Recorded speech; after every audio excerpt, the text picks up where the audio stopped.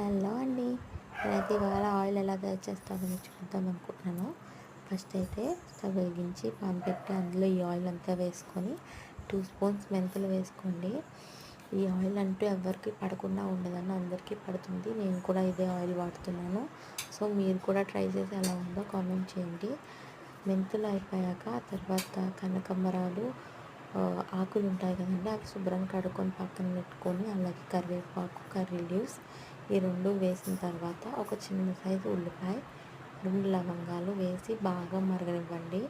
ఈ వీడియో మీకు నచ్చినట్లయితే లైక్ చేయండి, షేర్ చేయండి, సబ్స్క్రైబ్ చేసుకోండి, ఆల్ బెల్ని క్లిక్ చేయండి. ఈ వీడియో చూస్తున్న ప్రతి ఒక్కరూ నా అకౌంట్ని సబ్స్క్రైబ్ చేసి సపోర్ట్ చేస్తారనుకుంటున్నాను నేను. ఇప్పుడు మెంతులు కనబడుతున్నాయి చూడండి కలిపేటప్పుడు. ఇది బాగా మరిగాక మరీ మాడిపోయేలాగా చేసుకోకండి, కొంచెం లైట్ గోల్డెన్ కలర్ వచ్చే వరకు మరిగిస్తే చాలు.